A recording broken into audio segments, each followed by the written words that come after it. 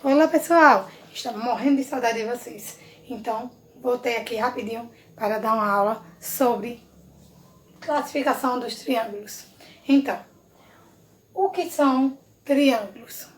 São figuras geométricas formadas por três lados, por isso vem o nome triângulo. São polígonos. Polígonos por quê?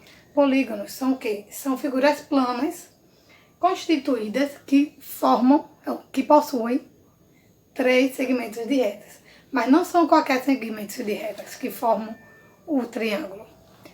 Tem que ser segmentos de retas que possuam três lados, três ângulos internos, três ângulos externos e três vértices. Esses três segmentos de retas, eles têm que se ligarem entre si. Não é qualquer segmento de reta. Entendeu? Eu não posso dizer que um triângulo, três segmentos de retas. Vamos lá. Assim, assim e assim. Aqui não forma um triângulo. Por quê? São três segmentos de reta. Tá um pouquinho torta, mas são três segmentos de reta. Três. Porém, eles não se juntam. Não possuem três vértices. Então, não podemos dizer que isso é um triângulo. Isso sim, são três segmentos de retas. Porém, não constitui um triângulo. Vamos lá. Então, são polígonos, como eu disse, né? São figuras planas constituídas por três segmentos de retas. E esses três segmentos de retas têm que ser fechados. Vamos lá.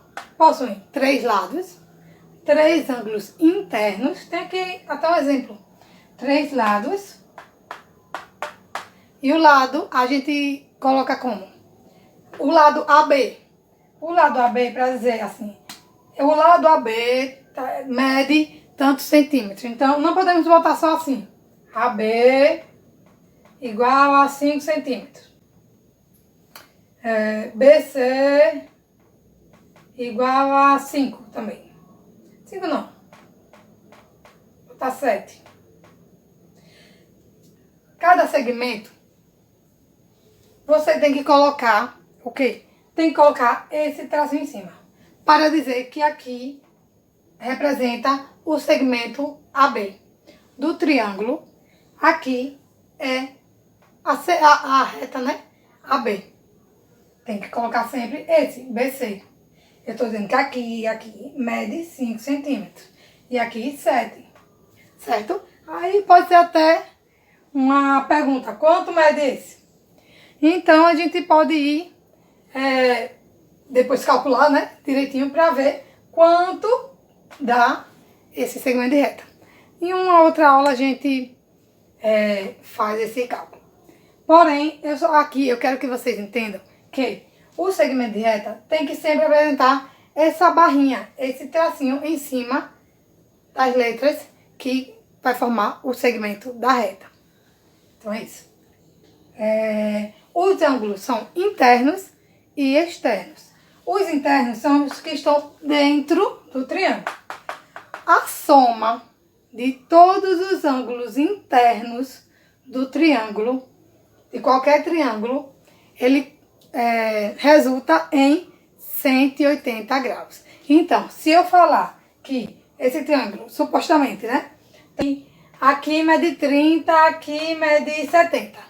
Então, como a soma de todos os ângulos internos do triângulo formam 180 graus, se aqui é 30, aqui é 70, 70 com 30, 100. Para 180, aqui a gente já vai saber que aqui vai medir 80 graus. É supostamente, certo? Então é isso. A classificação... e os vértices. Os vértices são três lados, três ângulos internos e externos. Externos são os que estão fora do triângulo. São o suplemento do triângulo. Temos o complemento e o suplemento. O complemento é quando a gente junta dois ângulos e ele resulta em 90 graus. O suplemento, a gente une dois ângulos que vai resultar em 180 graus. Isso. 90 graus o complemento e o suplemento 180. Então, os ângulos externos do triângulo, ele é suplementar, ou seja, juntando com o ângulo interno, aqui vai resultar em 180 graus, aqui tem que resultar em 180 graus. Então, se eu falo, o ângulo A, que é esse pequenininho, o interno, mede 60 graus. Então, qual é o seu suplemento? Então, para chegar em 180 graus, falta quanto? Se esse ângulo é 60, falta 120 graus. Então, esse ângulo externo será 120 graus, ok? Então, é isso. Sim, voltando para os vértices. O que são vértices? Os vértices simplesmente são os encontros, o pontinho que une as duas retas. Então, aqui é um vértice, aqui é outro vértice, aqui é outro vértice. O triângulo possui 3 vértices. Triângulo, 3 lados, 3 ângulos internos, 3 ângulos externos e 3 vértices, ok? Vamos para a classificação dele quanto aos lados e quanto aos ângulos. Quanto aos lados, eles podem ser escaleno, isósceles ou equilátero. Escaleno possui todos os ângulos diferentes, todos os lados diferentes, certo? Lados e ângulos.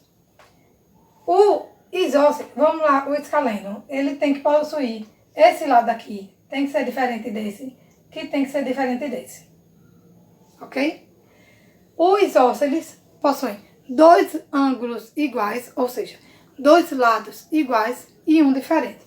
Geralmente, esses lados iguais são conhecidos como os ângulos das bases, da base. Então, digamos que esse possui, né? Temos que estar certinho aqui. Aqui. Esse ângulo e esse são iguais. Esse vai ser diferente. Então, aqui pode ser considerado um triângulo isósceles. O equilátero, ele possui todos os lados e todos os ângulos internos iguais, certo? Sendo que, como eu já falei, que a soma dos ângulos internos resulta em 180 graus, se o equilátero possui todos os lados iguais, então possui todos os ângulos iguais, são 3 ângulos, então a gente faz o quê? Divide o 180 por 3. Cada ângulo do triângulo equilátero possui sempre 60 graus, certo? Porque eles possuem todos os ângulos iguais. Então é isso. Quanto aos ângulos, pode ser retângulo quando possui o ângulo reto, aquele que lembra o quê? O teorema de Pitágoras. O ângulo reto. Aqui é um triângulo retângulo. Quando a gente vê esse ângulo reto, já pode afirmar que é um triângulo retângulo. Que, vamos lá, eu até já dei essa aulinha. O lado oposto, ou seja, o lado contrário, né, do ângulo de 90 graus, constitui a hipotenusa, certo? Que vem aquele teorema de Pitágoras, que a hipotenusa ao quadrado, né, é igual à soma do quadrado dos catetos. Isso aí. O acutângulo. O acutângulo é um triângulo que possui um dos ângulos menores que 90 graus. E o obtusângulo, ele possui um dos lados maiores do que 90 graus. Digamos que aqui é o acutângulo. O acutângulo. Ele possui menor que 90 graus. Um dos ângulos.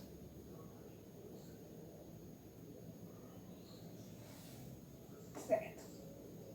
Deixa eu desenhar melhor.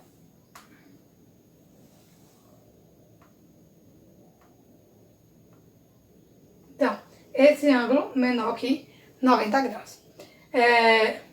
O obtusângulo, ele possui um ângulo maior.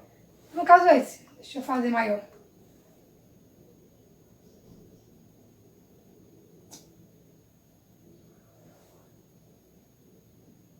esse ângulo aqui é maior do que 90 graus. Então, esse triângulo, quanto ao ângulo, ele vai ser obtusângulo. Então, retângulo, quando possui 90 graus. Acutângulo, quando um ângulo possui menos que 90 graus. E obtusângulo, quando o ângulo possui mais que 90 graus. Então, é isso, pessoal. E aqui diz que a medida de cada lado do triângulo sempre é menor do que a soma, né, da medida dos outros dois lados. Então, a medida de um lado do triângulo, ele sempre será menor que o somatório dos outros dois lados do triângulo. Que isso está escrito na desigualdade triangular. Então é isso, pessoal. Qualquer dúvida, pode deixar nos comentários. Até a próxima!